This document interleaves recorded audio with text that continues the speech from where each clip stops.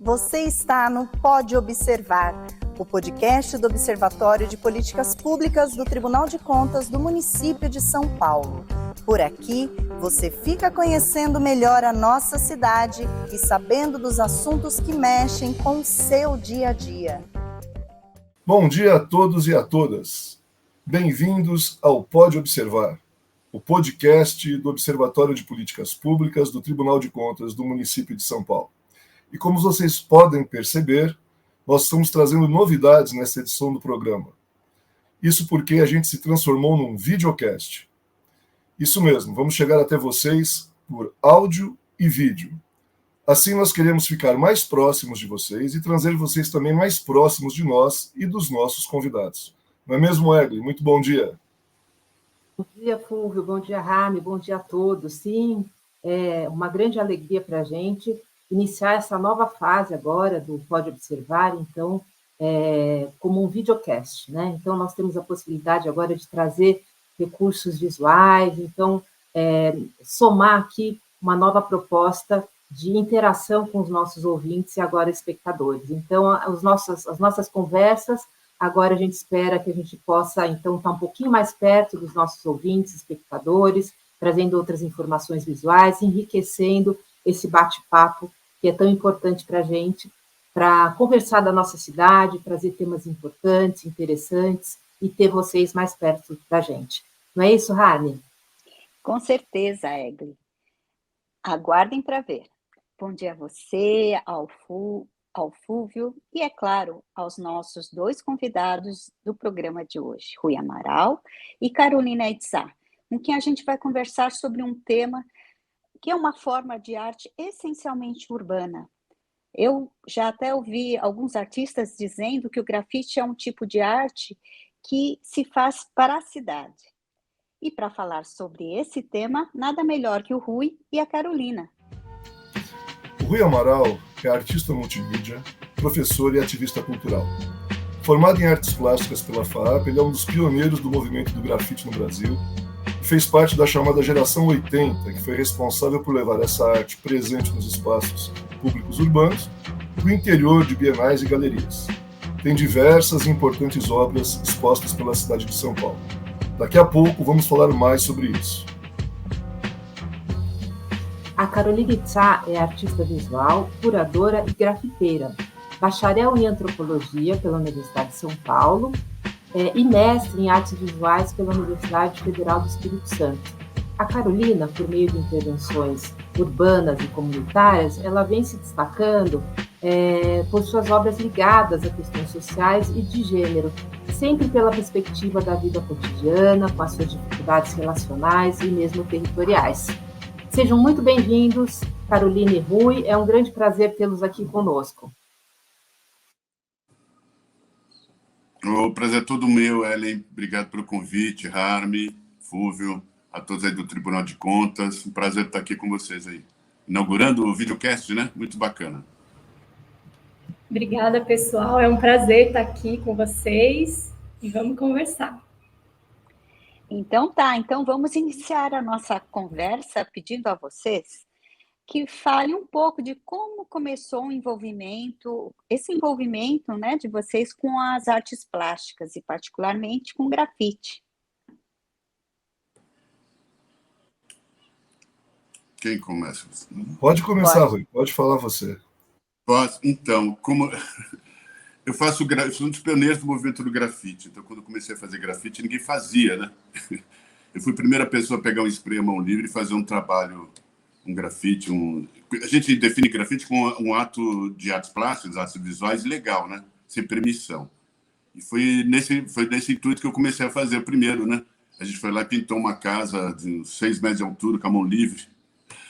E deu um problema, com certeza, porque o proprietário acabou gostando, né? O grafite tem essa questão, né, de você, como ele não é, ele tem essa questão da ilegalidade, né, da atitude, da ação.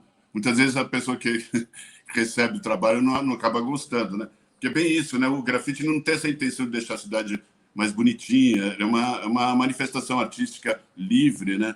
Sem amarras, né? Essa aqui é a condição do grafite, da arte de rua, né?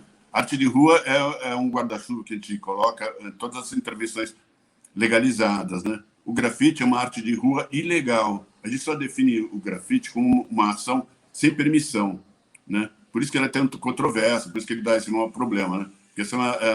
Por isso que tem a questão do ativismo, né? De você colocar... É uma ferramenta muito importante na questão política, né? A gente lembra lá dos anos 60, da baixa ditadura, né? Foi através das trinchas, dos sprays, que as mensagens foram passadas para o maior número de pessoas, né? Dizem até, eu já ouvi falar que no Japão medieval foi usado a rua como instrumento para se poder educar a população, né?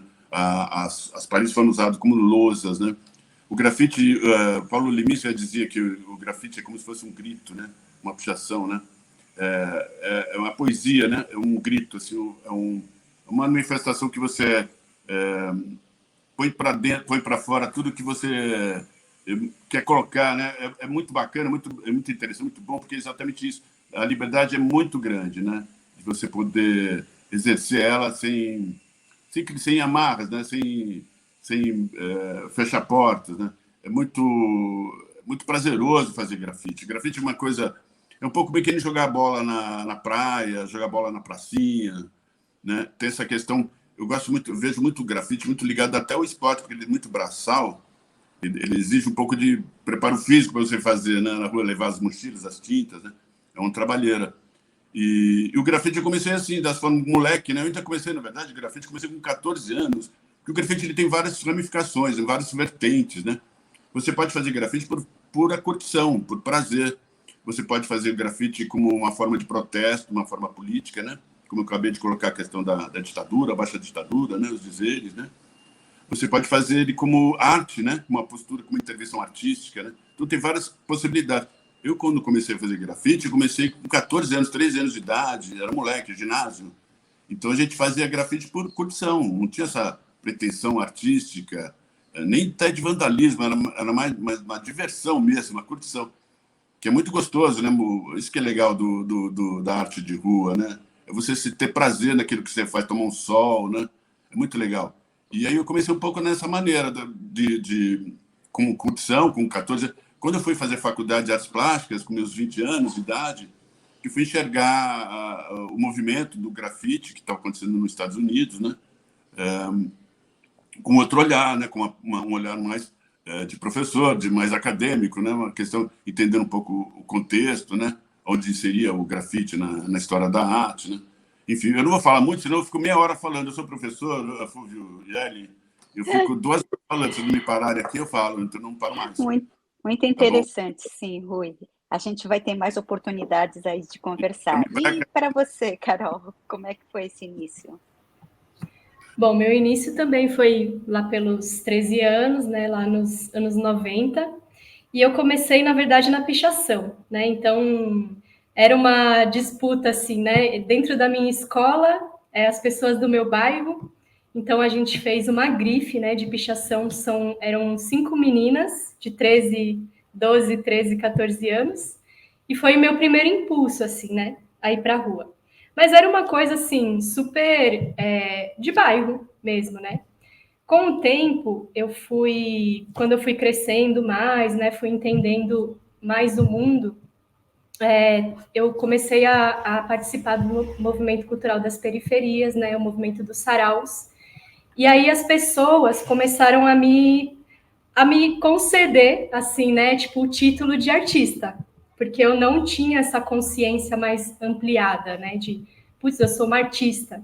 Então, isso começou a aumentar o meu imaginário, né, de como eu podia atuar e tal, e nesse mesmo período eu fui migrando para o grafite com mais força, né, o que era antes apenas a pichação, né, começou também, eu comecei a fazer trabalhos, né, com murais e tal, e também a migrar, além dessa intervenção ilegal, né, que eu faço até hoje, para também o mundo do trabalho, dentro da arte, né, que muda completamente também, como o Rui disse, né, é diferente as forças em jogo, assim, né, quando você está trabalhando com arte urbana e quando você está fazendo um vandal, né, que a gente chama que são as intervenções ilegais. São outras somatórias aí, né? E eu vivo fazendo os dois. Assim, hoje em dia eu faço vandal e eu faço também... eu trabalho, sou artista visual, né? Trabalho, inclusive, com arte contemporânea, né? Eu transito em espaços completamente diferentes, assim, e é o que eu gosto de fazer, é, tipo, ser uma espiã em vários setores. Mas Então, eu comecei molecote também, tipo, anos 90, assim, eu sou uma outra geração, assim, do Rui, né? Carolina, Rui, é o seguinte, o grafite ele passou a fazer parte assim, dessa paisagem urbana contemporânea, principalmente a partir dos anos 70, né? Eu queria que vocês falassem um pouquinho como é que se deu esse processo de propulsão do grafite aqui no Brasil e como a cidade de São Paulo se insere nesse movimento, nessa questão do movimento do grafite. Legal, Fulvio. Para entender um pouco o que é o grafite brasileiro, aqui a gente precisa entender um pouco a raiz, né, o conceito do que é grafite. Os alemães dizem que antes de você discutir filosofia, você tem que entender os conceitos, né? Então a gente tem que contextualizar o que é o grafite brasileiro. A gente, quando começou a fazer arte de rua em São Paulo, nós, uma parte, o grupo que começou com Alex Valauri, eu, John Howard, o grupo Tupinambá, um coletivo de artes plásticas também, nós todos quase viemos da academia, das faculdades, então viemos já com essa questão toda da formação da arte contemporânea, né? Então nós seguimos um movimento que vem dentro dos modernistas, né? Eu, por exemplo, tenho o Aguilar como mestre, né? Então a gente faz parte de um ciclo, de uma linha da história da arte brasileira, né? A Pagu, né? A Tarsila, que são meus parentes próximos, ancestrais aí. Então é parte da minha família isso, né? Então a gente tem o Tupinambá tinha uma questão da questão do modernista, né? Da gente colocar essa questão da cultura popular, né? De tentar fazer o biscoito fino do Oswald de Andrade, né? O grafite é um pouco isso, né? É a construção do biscoito fino para a população da massa, né? Esse que é o intuito principal da arte de rua, do grafite, quando a gente começou. Então tem duas vertentes básicas, uma que é o grafite brazuca, que é uma linha que vem desde que a gente acompanha dentro da arte contemporânea mesmo, que é uma manifestação da arte contemporânea, só que ilegal, a gente fazia de forma ilegal. Eu fui preso várias vezes, tomei cana, fui parar em cela, tive advogado da Anistia Internacional para me tirar do processo. Eu fui processado criminalmente pela Prefeitura de São Paulo. Eu tive uma história muito grande. Exatamente para poder passar essa mensagem de que a arte de rua, o grafite, é como se fosse um MST, como se fosse uma guerrilha de arte. Você ocupa o espaço de forma ilegal e você passa para o poder público aquela informação de que aquele espaço ocioso, embaixo de uma ponte, embaixo de um viaduto, aquilo pode ser um espaço ser ocupado com arte, né? Então, esse é o grande processo que a gente tem. E outro ramificação muito forte, que é o do hip hop, que é o grafite americano.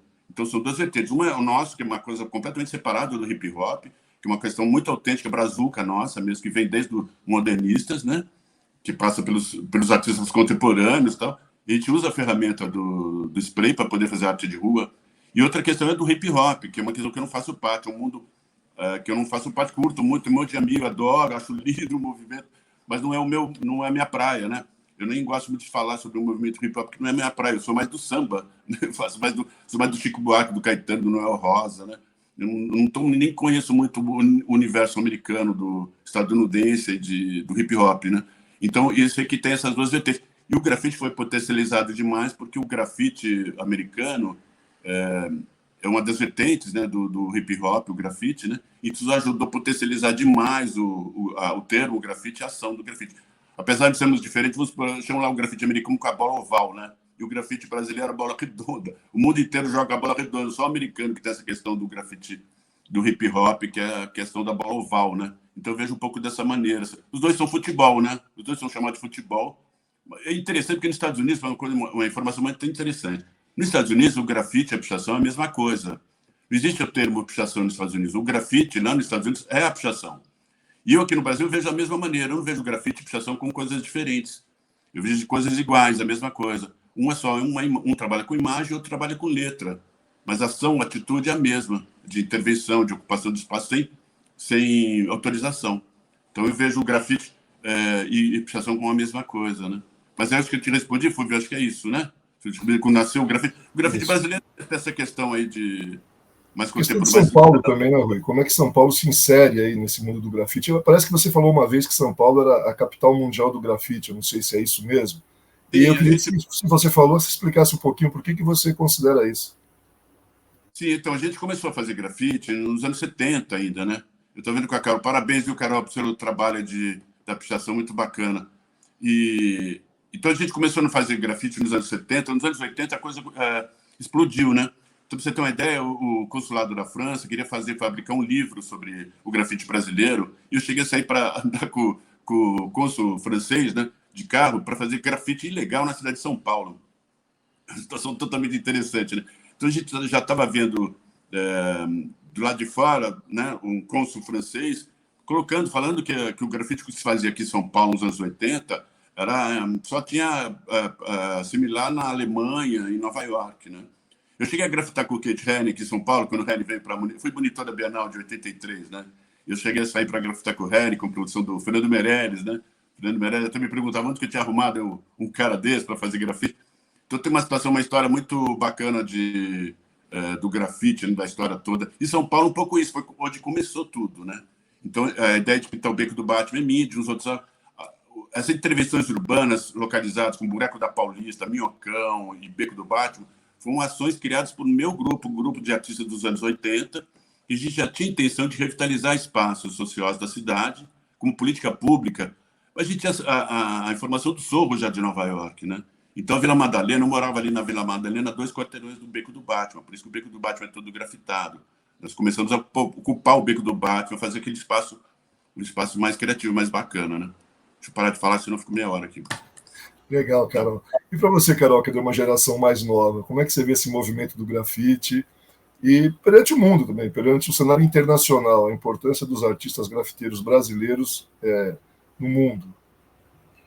Então, eu vejo muito grafite, né, a pichação, enfim, como cultura popular, né? E basicamente, assim, eu vejo como cultura maloqueira, né? Então é uma cultura de diáspora que tem uma matriz africana e uma matriz indígena muito forte, né? Inclusive, quando se começou lá em Nova York, enfim, né, nos Estados Unidos, da América, era uma cultura já de diáspora, né? Que vem da América Latina, que vem de outros lugares, assim, as pessoas que estavam nos guetos, né, como a gente aqui também no Brasil. Então, é uma cultura em movimento, né, transnacional, e eu acho difícil, assim, também especificar aonde surge tal coisa, né, às vezes as coisas, elas surgem simultaneamente e são influências, assim, que eu acho que precisa de muitos estudos mesmo, né, cavucar mais, ou até estudo, digo, até de cultura oral, assim, né, de uma pessoa contar para outra como que foi, porque a gente, às vezes, tem influências dentro desse caldo aí do que é o grafite, que às vezes a gente nem liga os pontos, né. No Brasil, muito forte já existia a pichação, assim, né, e eu acho que primeiro, o que me influenciou muito, assim, nesse começo, foi ver a escrita de rua. Assim, o que me fez o meu sangue ferver, nossa, eu quero escrever, tipo, grande desse jeito, né, que é uma prática que eu faço até hoje, assim, eu gosto, inclusive eu misturo, né, com a minha ascendência asiática, né, então eu já coloco um shodô no meio e tipo, para mim é uma necessidade visceral, assim, né, que é transmitida através da cultura e que para mim chega por caminhos tipo que não são lineares, né? Como a gente muitas vezes conta uma história bem linear, assim, né? Eu falo mais do hip hop, né, Rui? Tipo dessa linhagem assim mais maloqueira mesmo, que foi meu berço, né? Então são muitas coisas que se misturam ali. Eu acho que hoje em dia, se a gente olhar em termos de Brasil, né, o que é o grafite, a pichação, eu acho que São Paulo nem é mais o grande centro criativo, né? Essa cultura, ela se espalha ou já existia simultaneamente, mas como a gente conta a história a partir dos vencedores, entre aspas, né?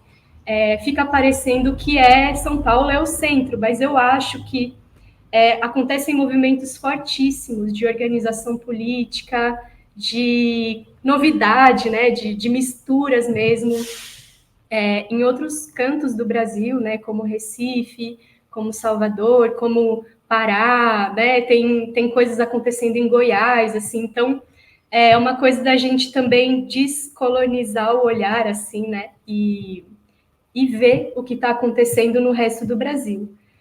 Eu sou muito influenciada pelas pessoas de outros estados, assim, eu participei de um encontro no ano passado em Juazeiro do Norte, foi incrível, porque para mim foi um banho, assim, de referências, né, do muralismo latino-americano, de outras técnicas, porque em outros lugares tem outros materiais, né, outras referências, outras histórias, e eu acho importante falar sobre isso, assim.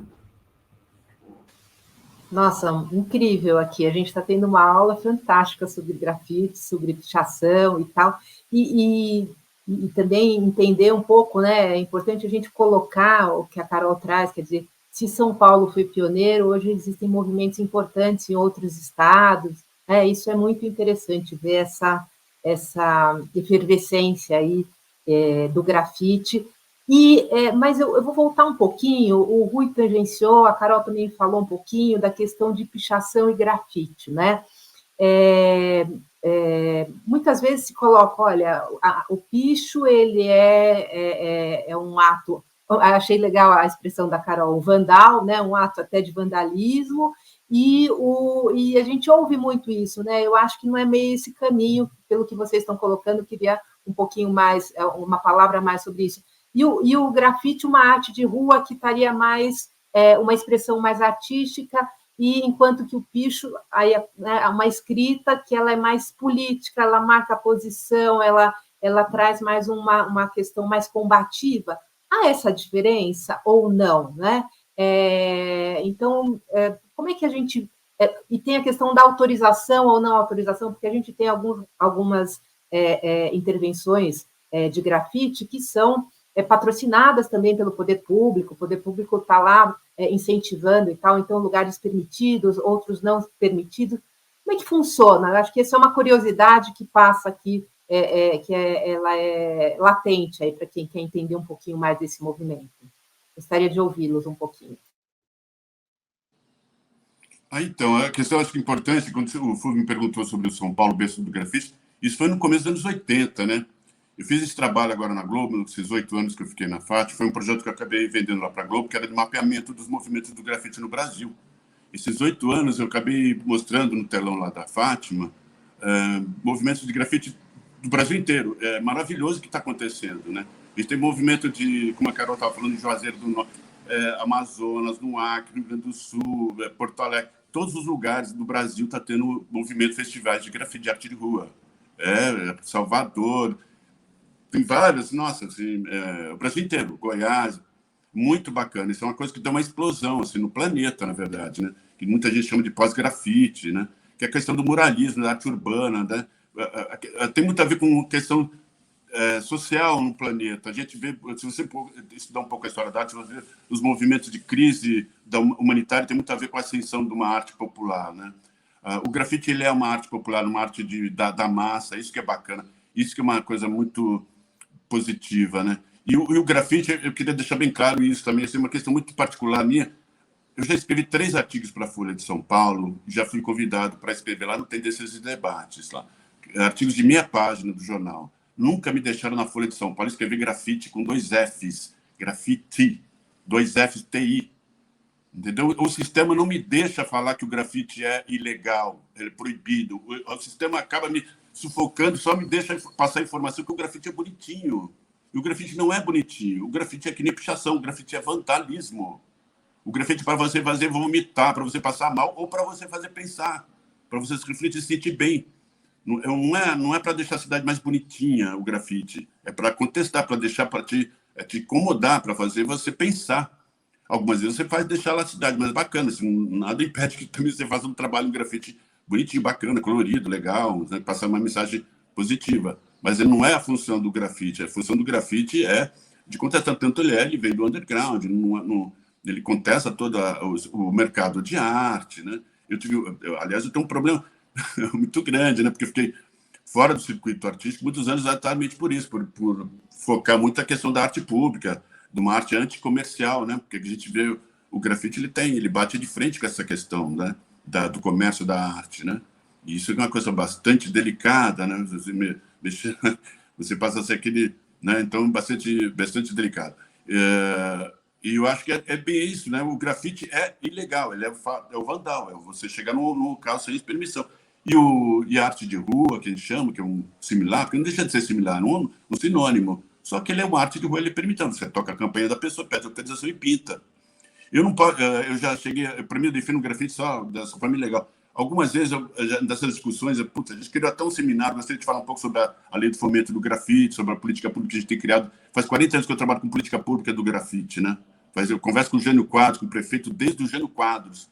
Todos os prefeitos que tive, desde a eleição, eu converso com todos, secretários de cultura, todos. Maricato, desde Erundina, todos os prefeitos. José Serra, Pita, Maluf, Kassab, Serra, todos. Marta, Haddad. O Haddad foi o máximo que a gente conseguiu pintar 23 de maio, que eu inseri os pichadores, né, na comissão. Hoje em dia, para mim, pichação, muita gente já fala que a pichação é o grande grafite da atualidade, né, que é o verdadeiro, que é o que tem o sangue, que é o que tem a verdade na luta, né, porque tem muita gente fazendo grafite de luva preta, fazendo a cidade ficar bonitinha, e a gente sempre percebe muito que a pichação que é o que está levando a força do grafite, né, atualmente, né. Mas é isso que eu perguntei, é isso? Estava perguntando, eu já vou falando tanta coisa. É isso? Sim, era um pouco essa questão do grafite, do picho, né? Enfim, se o grafite é legal, quando você trabalha com o poder público junto, enfim, um pouquinho essa ideia aí.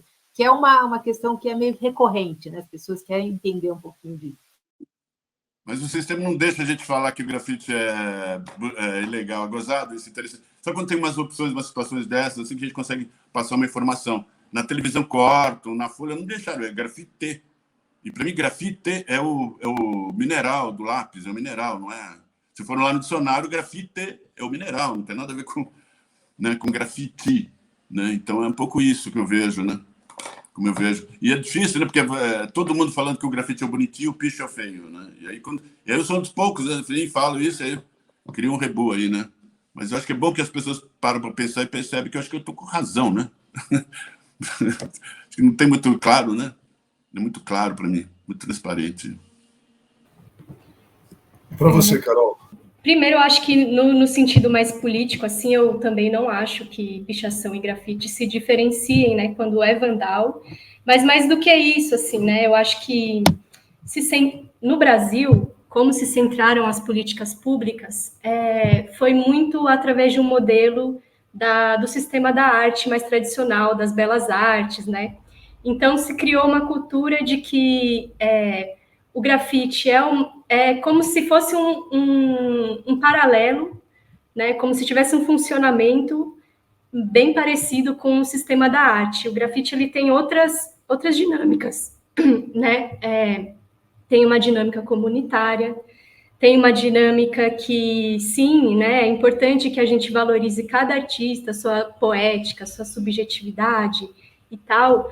Mas quando você prioriza, né, esse grafite gourmet, esse grafite bonitinho, né, nas políticas públicas, seja na mídia, seja num senso comum, né, você acaba por criminalizar linguagens, né, ou tipo formas ou vertentes do grafite e da pichação que não são palatáveis, né, que são os feios da sociedade. E eu acho que pelo menos a forma como eu vejo agora, né? Eu fiz a curadoria do Museu de Arte de Rua no ano passado, e ainda é uma conversa muito delicada, né? Para valorizar, por exemplo, os grafites que vêm da tipografia, né? Para valorizar, tipo, outras formas que estão aí na rua efervescendo, né? A maioria, 80%, 90% das pessoas que pintam na rua não trabalham com grafite e com pichação, fazem por pura audácia, né? E as políticas públicas não são voltadas para isso, assim, são voltadas para se criar heróis e heroínas, né? E artistas maravilhosas e maravilhosos que estão lá no cubo branco protegidas em condições ideais de pressão e temperatura, né? Mas na rua, as pessoas, o grafite ele revela as relações sociais, né? Então, se tem uma juventude negra periférica sendo perseguida e criminalizada, o grafite vai revelar isso. a expressão que essa juventude faz ou não, pode não ser mais juventude, né? Não somos mais tão jovens assim, mas isso vai ser perseguido sim, e eu acho que ainda falta essa discussão nas políticas públicas, falta entender o grafite como cultura popular, comunitária, uma cultura de diáspora, né, que está em movimento, né, as pessoas são migrantes ou filhas de migrantes que migraram de não sei de onde, trazem essas referências, né, para as favelas, para as periferias, né, e é isso é muito importante, assim, né? Existe um senso comum de que o que se realmente faz é uma sujeira, né? Então, o grafite gourmet é bonito e o resto do que se faz, né, do que se pinta na rua é uma grande sujeira. Porque é uma espécie de analfabetismo mesmo, né? Estético, assim. De não saber a história das coisas, de não saber, de não conhecer mesmo da onde que vem cada coisa. E eu não vejo, assim, nas escolas, por exemplo, se discutir isso, né? Que é uma cultura que está, assim, na nossa cara. A gente abre a porta de casa e vê um grafite, né? Mas mesmo assim a gente não tem esse letramento, essa pedagogia mesmo, que deveria ser uma coisa que vem da escola pública, que deveria ser através dos editais, das políticas públicas, né? O que se valoriza são artistas e seu mundo encantado, assim, né? E eu acho que o grafite tem muito mais para dizer, inclusive coletivamente, né? Para além disso. Muito bacana, viu? Carol, Olha, eu queria só acrescentar, que a Carol falou uma questão do grafite gourmet, não é? Achei interessante essa abordagem. Gente, desculpa, a gente está falando de arte de rua, vocês vão escutar um pouquinho de barulho de rua aqui, que tem uma obra aqui perto de casa, então vocês vão ouvir um pouquinho dessa obra aqui com a gente. Essa questão desse grafite gourmet, ele acaba enfraquecendo ou tornando mais ainda, criando mais preconceito em relação ao grafite, vamos falar, falou gourmet, raiz, ao grafite, que é um ato mesmo de contravenção, um ato mais político, uma colocação de um entendimento daquele artista, uma denúncia.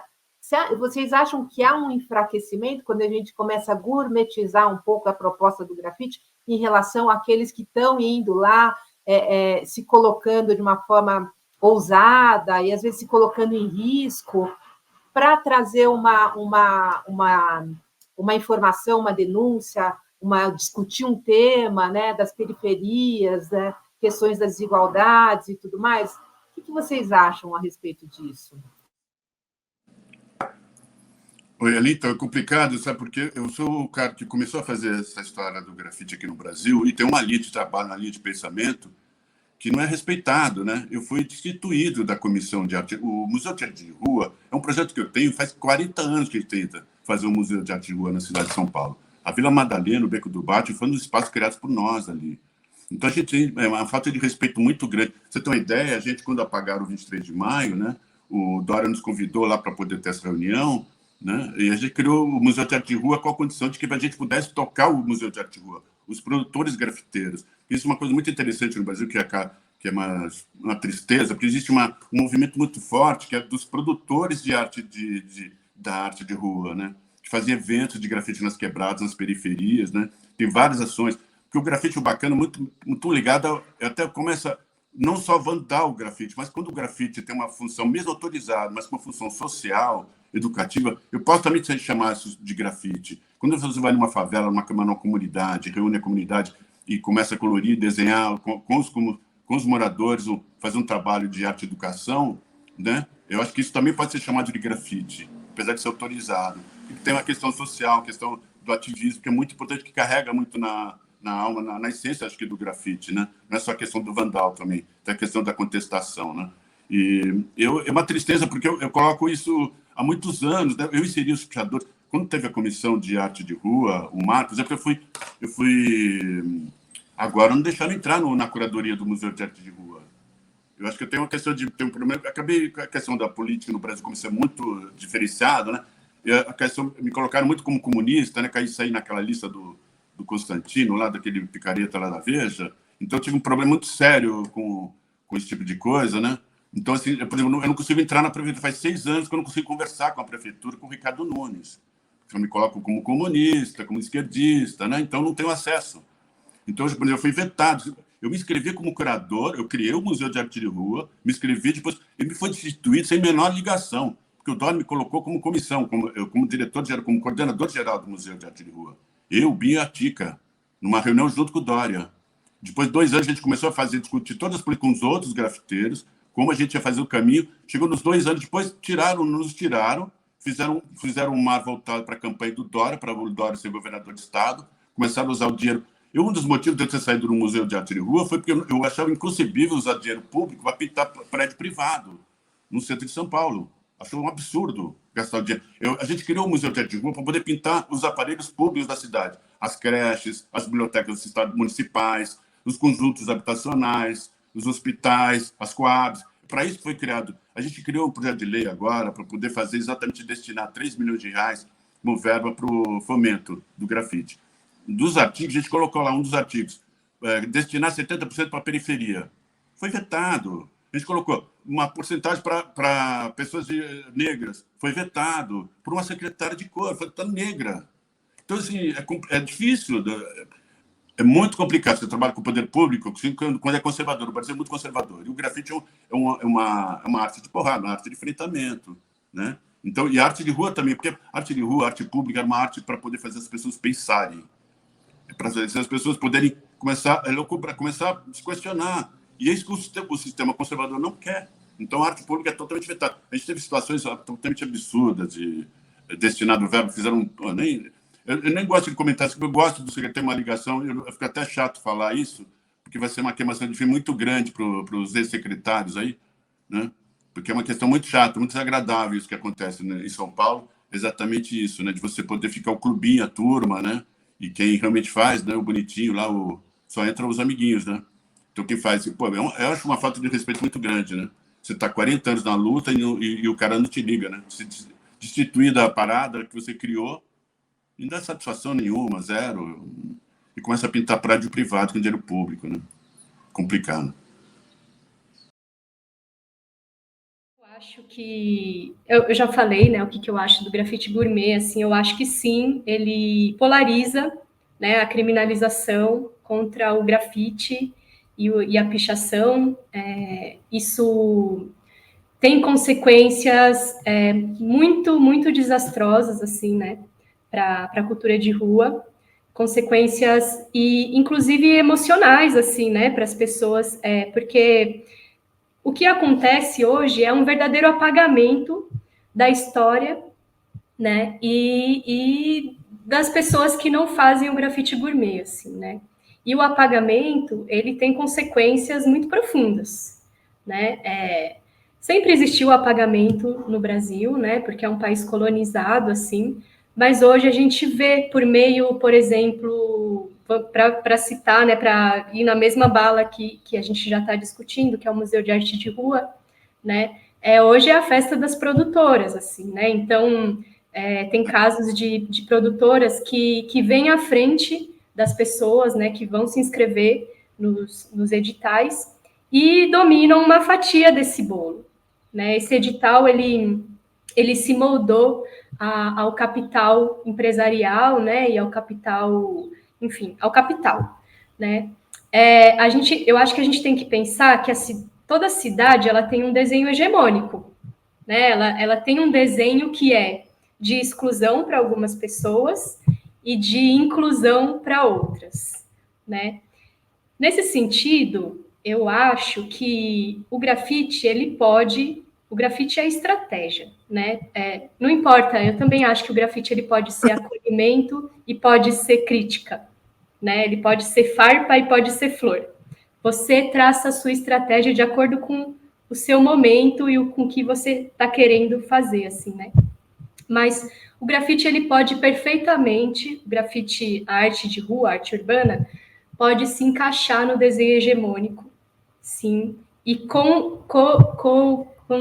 cooperar com esse desenho hegemônico de exclusão, que é o que a gente está vendo, né, ultimamente com essas grandes empenas, né, em prédios privados que ganham dinheiro público, né, feitas de forma muito precarizada, inclusive um dia vai acontecer um acidente e a gente vai ficar lamentando, porque o que eu vejo, assim, de transitar pela feitura dessas empenas, inclusive eu tenho uma empena que eu fiz há 2 anos atrás, que eu nunca coloquei no meu Instagram, de tão traumatizada que eu fiquei, porque tinha que ser feito em tempo recorde, com uma verba mínima, né? Você não pode cometer nenhum erro, né? Que isso já causaria algum tipo de prejuízo, então, que a gente quase morreu, né?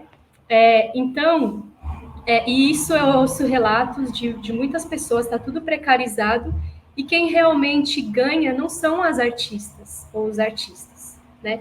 Nem isso, nem essa distribuição de renda, porque a gente está falando aqui de uma cultura periférica, né?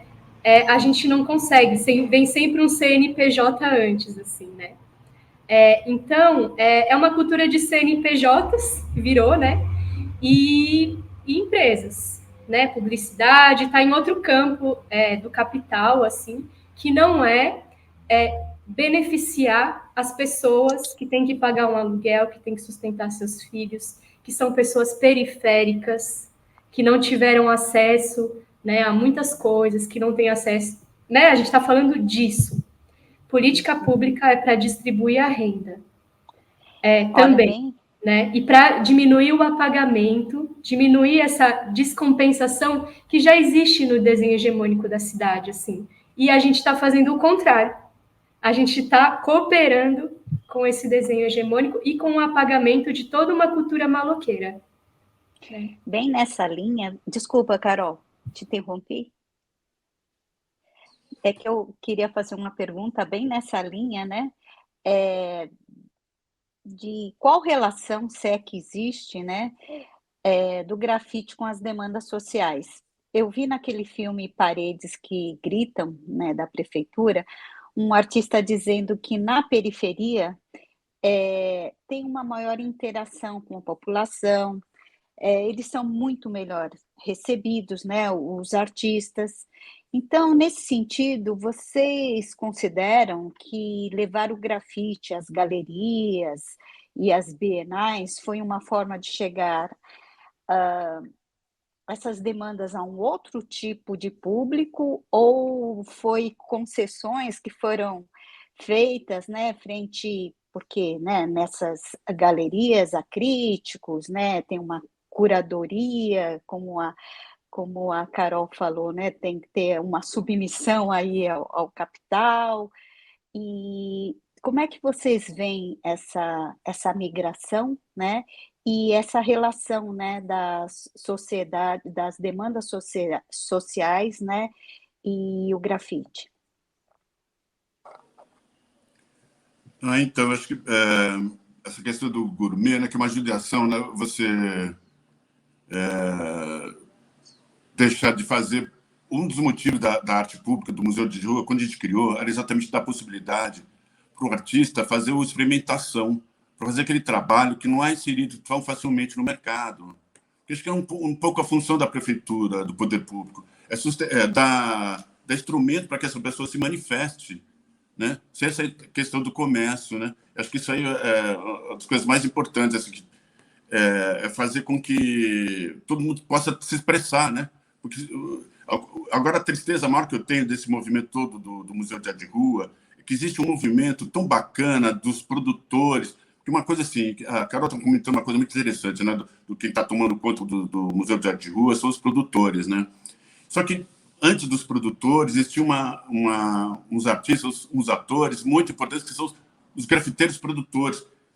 Eram situações maravilhosas, estão começando. É um movimento artístico super rico na periferia, onde, vamos supor, tem um grupo lá, o OPNI, ou então que eu tenho lá no canto do Jaraguá, canto da arte, lá no Jaguaré. São grupos, são ações, são ONGs se formando com potenciais para poder aumentar, difundir maior arte de rua. Isso foi bloqueado pela política pública do governo atual. em vez de potencializar esses artistas, produtores, porque o que acontece é o seguinte, vamos supor, eu sou artista, uma das coisas que eu percebi para poder sobreviver é você virar produtor. Não ficar esperando alguém te chamar para fazer uma peça de teatro. Você monta a tua peça de teatro e chama todo mundo. Isso é uma coisa que eu aprendi com o Nanini, com o Nanini, o ator. Saquei essa questão do teatro, levar essa questão do teatro para... Eu gosto do Gusto Boal. Meu trabalho, na verdade, tem muito a ver com o do Boal, né? Que é a questão do social, de desmistificar a arte, produção, né? De fazer com que uma próxima comunidade possa fazer o seu próprio mural, né? Mas a questão mais legal é como eu, produtor, artista plástico, grafiteiro, começou a virar produtor, teve outros também, o Mauro lá no Veracidade, o Opni, tem vários, o Binho, tem gente, a gente na 23 de maio foram 12 produtores grafiteiros. Então, era uma coisa assim, em vez de potencializar esses artistas para poderem criar um movimento, é que nem você estava começando a surgir o trios elétricos, imagina aquilo tudo. Aí, cara, vetado por uma mão de produtores, que não entende porra nenhuma do que é grafite. Bota lá o amigo dele da galera. Então, acabou de faz 6 anos que a gente está porque quem toma conta, vamos supor, quem faz a curadoria? Quem que escolhe para ser os curadores da secretária? Entendeu? Não é. Quem tem que tomar conta disso é quem produz o grafite, quem faz o grafite. É óbvio que com conselhos, com fotógrafo, curadores de museus, tá com conselheiros. Agora, quem tem que dizer o que tem que fazer são os grafiteiros, são quem faz. É nós que temos que dizer o que tem que fazer, não o secretário, não o assessor do secretário. É uma tristeza. É uma tristeza porque é tão rico a produção, esses artistas, e você vê isso... É o Brasil complicado, mas eu acho que é isso, a luta minha, estou aqui. E aí, Carol, e para você, como é que é essa questão?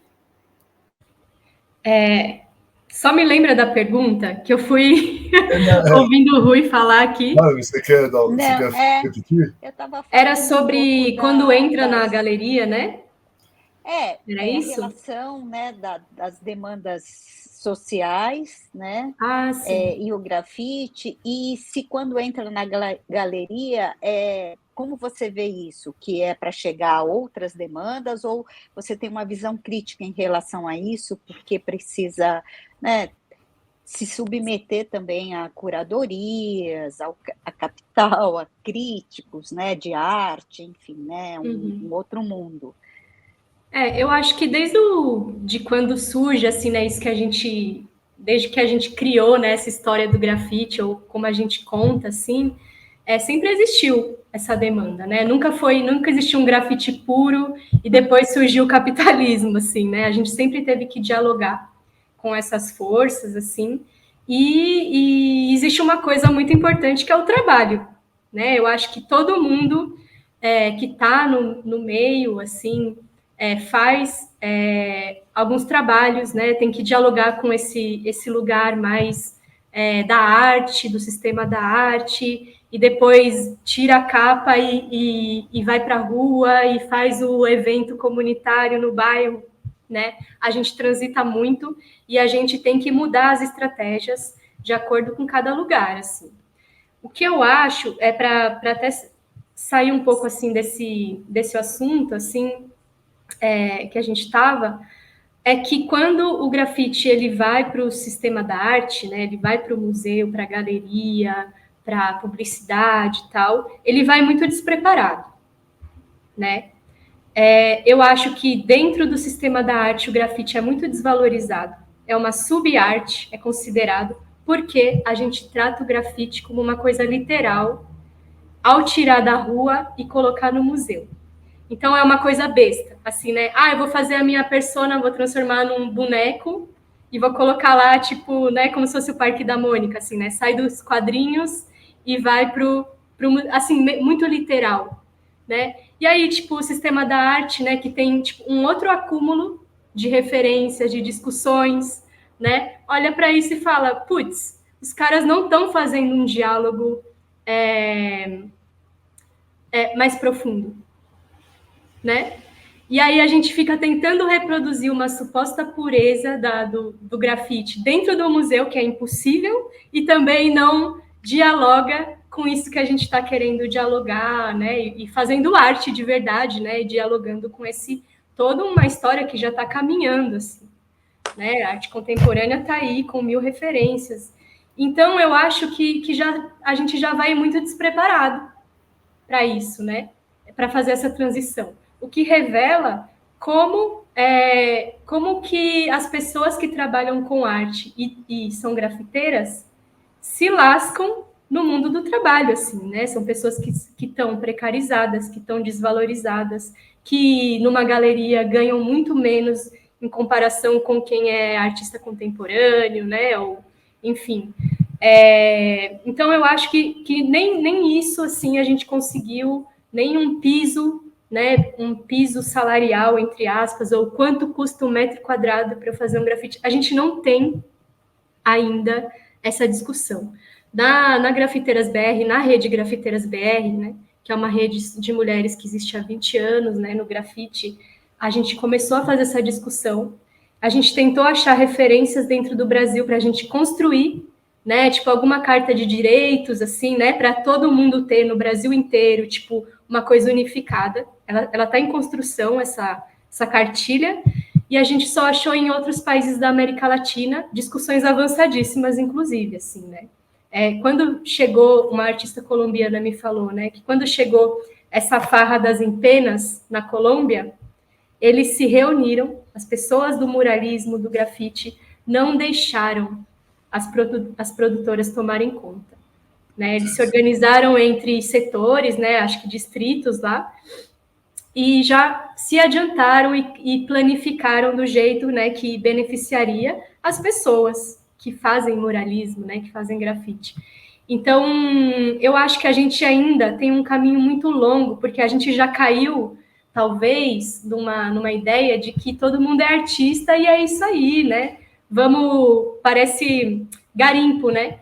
Vamos achar a pepita de ouro, né, e vamos se salvar individualmente, enquanto tem todo um campo de direitos, assim, inclusive, né, inclusive de aprofundamento em relação ao que é arte, assim, né, em diálogo com a arte de rua, que não está sendo feita, assim. Às vezes você vai numa exposição de grafite e é literal,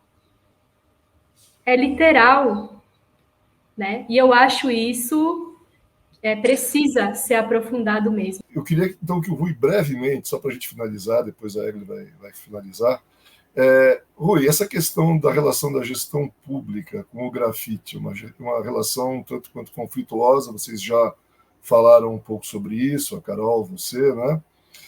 Qual é o papel da gestão pública no mundo do grafite? Porque tem algumas gestões públicas que estimulam o grafite, outras apagam o grafite, e assim vai. Qual é o papel da gestão pública nesse mundo, nessa expressão artística do grafite? O certo é o poder público empoderar, né? Dar ferramenta para que a coisa cresça, dar estrutura, ouvir, ter uma ouvidoria, né? Na gestão da Marta, a gente criou um fórum de arte de rua. Era um espaço aberto para todo mundo pudesse ir lá e falar sobre o que queria, com essas propostas, né? Criar uma unidade de pensamento. Quando a gente criou o seminário agora para poder fazer o projeto de lei, foi um momento também importante de união. A gente pensou em fazer isso com as produtoras lá, de brecar as produtoras. Foi uma questão também colocada entre nós, assim. Hoje em dia tem muita... Quando comecei a fazer grafite, tinha 6 pessoas, 8 pessoas. Agora tem milhares, é muita gente, né? Então fica muito difícil também você organizar essa quantidade de gente, né? E a maioria não estão ligados, não é uma questão muito pertinente. Essa galera, muita gente faz outras coisas da vida, né? O grafite mesmo, ele é feito por fotógrafo, office boy, banqueiro, não precisa ser artista plástico para ser grafiteiro. Então são questões assim, até diferenciadas, questões, interesses diferentes, né? Mas o poder público, eu acho que o que deveria fazer isso é poder dar ferramenta, empoderar, né? E o que está acontecendo é exatamente ao contrário, né? Vai lá e apaga o trabalho, né? Poxa, foi um trabalho encomendado 23 de maio, eu cheguei a falar no Congresso Nacional sobre isso. A Câmara, a Comissão de Cultura da Câmara, ela me chamou para falar sobre essas questões. Porque assim, é muito triste você ver um poder andando para um lado, te dando estrutura, e muda o governo, quebra tudo, acaba com tudo, né? É muito zoado, muito bagunçado, né? E eu sinto muito falta de respeito com os artistas. No caso aqui, eu vejo, até minha tristeza maior, com os produtores grafiteiros, É um novo trabalho, uma nova ação, um novo momento forte está acontecendo e está sendo boicotado pelo governo. Isso é muito sério, é muito sério. E faz 6 anos que isso está acontecendo. Então, o Museu de Arte de Rua é um engodo, né? A gente não tem acesso, é complicado, né? É uma tristeza, mas a gente está aí, vamos ver, a gente vai conseguir unir força e virar essa história. Acho que dá, é questão de batalha, a luta não continua, a gente não pode desistir nunca, né, Fulvio? É isso aí, a vida é essa aí, é uma eterna luta, né? Eterna conquista. Eu acho que é muito isso, né? É equilibrar mais esse desenho hegemônico, né? Puxar para um outro lado. Então, o que está sofrendo apagamento é trazer à tona, né? É fazer, por exemplo, incentivar a que se faça pesquisas em relação ao grafite, é incentivar pessoas que realmente, né, não conseguem fazer, não conseguem ter acesso a esses editais. Eu acho que é muito isso, assim, né? O papel de uma política pública deveria ser esse. E não reforçar, né, um sistema que já é desigual, né? Por exemplo, incentivar isso que a gente está falando, né? Que é o grafite gourmet, essas grandes empenas, né? Eu iria mais nesse sentido, assim, né? Então, por exemplo, um museu que incentive experimentações é maravilhoso, né? Que se for executado, né, que se escolha um território que se possa fazer isso, né? Que as pessoas pintem com segurança, né? Isso é muito potente, assim, né? Eu diria também projetos em escola pública, né? Porque é ali que começa mesmo a semente, né, de uma criminalização, de um senso comum que depois vai ter ecos na sociedade, né? Então, seria muito nesse sentido. E já tem coisas, muitas coisas, enormes coisas sendo feitas no Brasil inteiro, e só precisam ser apoiadas, né? As coisas já estão, tem milhares de coletivos espalhados pelo Brasil que estão fazendo trabalho de formiguinha e de heróis e de heroínas mesmo, né? Tá tudo aí, tá tudo desenhado. Só precisa distribuir a renda, eu diria. E é bem material isso, né? Tipo, o OPNI, como que tá o OPNI lá na Zona Leste, como que tá as coletivas aqui da Zona Sul, como que tá a Rede Grafiteiras BR, né? Será que tá todo mundo bem, tá todo mundo comendo, pagando aluguel? Acho que não. A gente estava aqui numa discussão aqui no grupo da Grafiteiras BR como tá difícil com esses cortes da cultura, né? E com esses atrasos de pagamento. A verba do mês do hip hop e as atividades que são em março não saíram até agora, que era o que garantia, né, para muita gente em São Paulo esse começo do ano, que é tão fraco, né, dentro do grafite, assim. Então é para isso que serve uma política pública. Tá tudo atrasado. Gente, olha, infelizmente a gente está chegando ao final de mais uma edição do Pode Observar, agora no formato de videocast. O Pode Observar é um podcast do Observatório de Políticas Públicas do Tribunal de Contas do município de São Paulo. A gente espera que vocês tenham gostado desse bate-papo que a gente teve hoje, nesse novo formato. Eu reputo que a gente teve aqui questões super importantes, trabalhando com a questão do grafite, da pichação, dessa expressão artística que é tão importante. Tivemos aulas aqui fantásticas, né, que passam, né, por essa proposta que é essa arte de rua, que democratiza, que denuncia, que joga o olhar para as diferenças sociais, para as vulnerabilidades. A questão, acho que teve questões aqui tão ricas, né? A questão dos ricos envolvidos, a precarização, como a Carol trouxe, né? De riscos, né? De subir numa empena, sabe-se lá com que tipo de proteção, né? Enfim, eu acho que foi muito bacana, eu acredito que os nossos ouvintes, espectadores, vão ter uma noção um pouco mais importante, né? Porque é uma expressão forte, né? Mas conhecer um pouquinho de tudo que permeia, né? a proposta do grafite, do picho, né?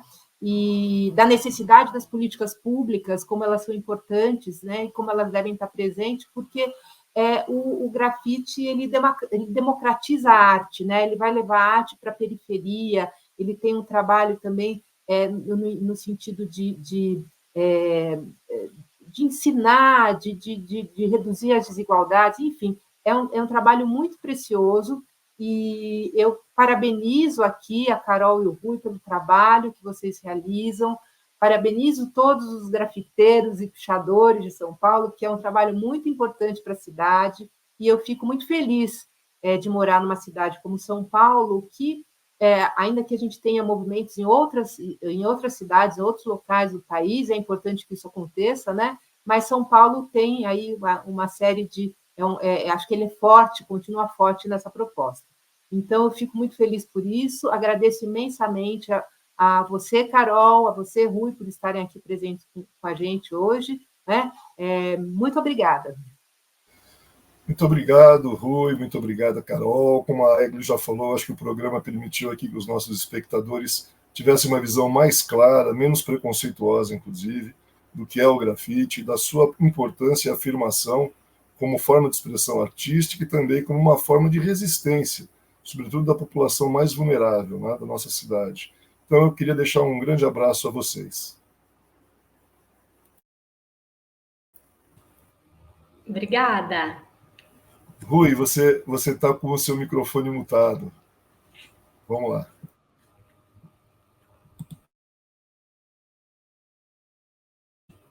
Não, a gente não tá te ouvindo. Tenta novamente. Essas coisas acontecem. Rui, o seu microfone não tá, o áudio não está pegando.